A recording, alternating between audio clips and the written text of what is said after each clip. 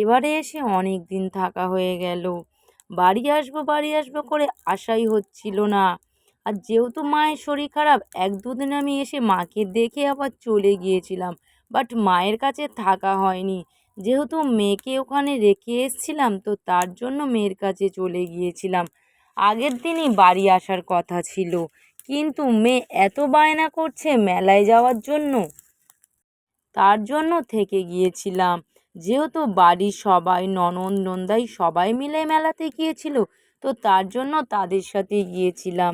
আর মেয়ে খুব বায়না করছে যে মা চলো না চলো না, এরপরে স্কুল শুরু হয়ে গেলে তুমি আর আসবে না, আর সবার সাথে মেলায়ও যাওয়া হবে না। আমি অনেক দিন পিসিমণিদের সাথে মেলায় যাইনি। ও মা চলো না, মা চলো না। তো তার জন্য আমি আগের দিন থেকে গিয়েছিলাম। ওর রিকোয়েস্ট এমনভাবে করছিল যে আমি আসতে পারছিলাম না। আর মায়েরও এদিকে খুব শরীর খারাপ, ডাক্তার ডেটও চলে এসছে, মাকে ডাক্তারের কাছে নিয়ে যেতে হবে। তো তার জন্য আমি ভাবলাম যে আজকে চলে যাই, একটু রেস্ট নেবো, নিয়ে কালকে মাকে ডাক্তারের কাছে নিয়ে যাব। মেয়ের স্কুল পড়া সবটাই কামাই হচ্ছিল। যেহেতু অনেক দিন গিয়েছিলাম, তো তার জন্য ওকে বারবার করে বলছি যে সাথে একটা বই খাতা যা হোক নিয়ে চল। ও বলছে না মা, আমি কদিন যাচ্ছি, আমি কিছুই নিয়ে যাব না। আর যেহেতু উদ্যুরি নিয়েছিল, তো ৩-৪ দিন তো বাড়িতে শুধু মজায় মজা করেছে। আর পুজো বলে কথা, এখানে সেখানে ঝাঁপ খেতে গিয়েছে। কি করে বই নিয়ে যাবে, আর কি করেই বা পড়বে? সব সময় খালি ঘুরে বেড়াচ্ছে, আর কিছু বললেই আমাকে বলছে যে বাড়িতে তো আমি সব সময় পড়াশোনা করি, এখানে এসছি ৩-৪ দিন, এখানেও তুমি আমাকে বই নিয়ে আসতে বলছো? বলে তো আমাকে বক বক করে কত কথা শোনালো।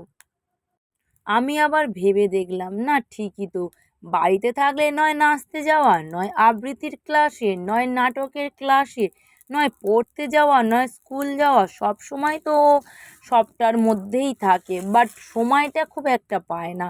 ঠিক আছে, ৩-৪ দিন এসছে যেকালে, ওকে ছেড়েই দিই।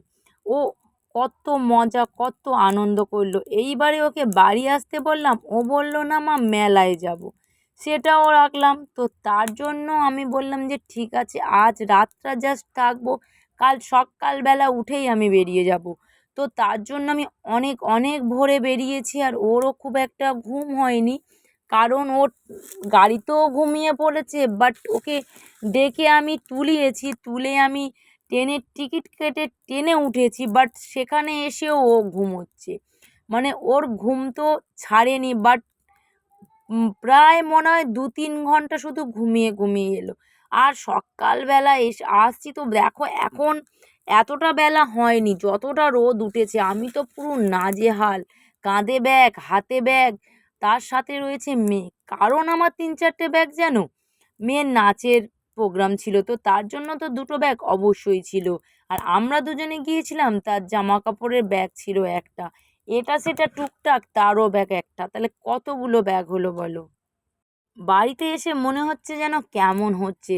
তাড়াতাড়ি করে ফ্রিজ থেকে জল বার করে নিয়ে অনেকটাই জল খেয়ে নিয়েছি। নিয়ে ভাবলাম একটু রেস্ট নিই, কারণ তারপরে তো আমাকে আবার রান্না বসাতে হবে।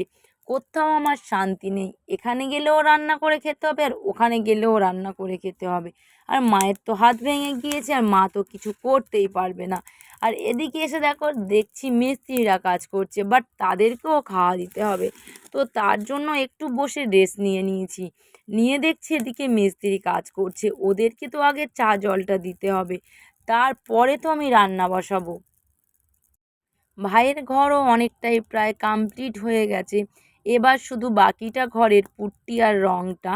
বাট এদিকে পাথর বসি টসি এগুলো সব কমপ্লিট করে নিয়েছে। আর আজকে তোমাদের এটা মানে পালিশটা হলেই মানে কাজটা শেষ, ভাইয়ের ঘরটা এদিকটা কমপ্লিট হয়ে যাবে।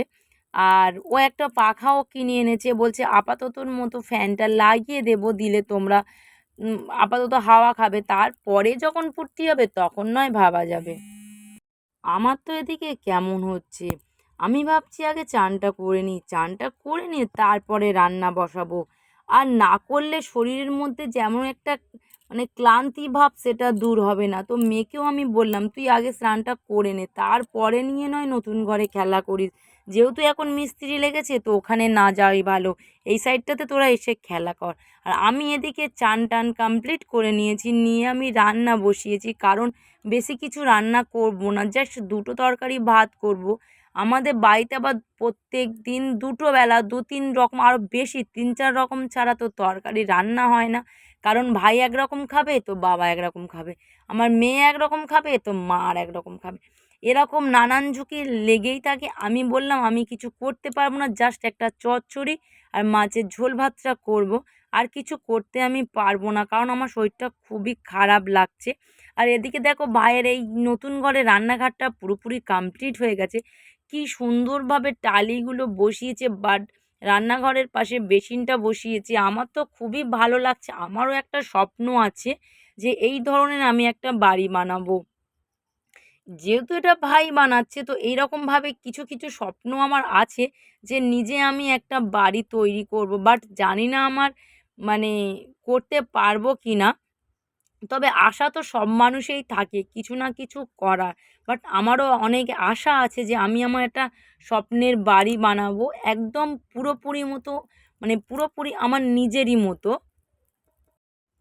আর এদিকে ভাইয়ের ঘরটা, এদিকটা পুরো রান্নাঘরটা পুরো কমপ্লিট হয়ে গেছে, বাট শুধু এবার ঘরগুলো পট্টি করতে বাকি আছে, আর মানে রংটা লাগাতে বাকি আছে। তারপর এগুলো কমপ্লিট হয়ে গেলে ভাই আবার ঘর চাপবে। তো এদিকটা এখনও জানলার কাঁচগুলো বসানো বাকি আছে, বাট ওগুলোও খুব তাড়াতাড়ি কমপ্লিট হয়ে যাবে।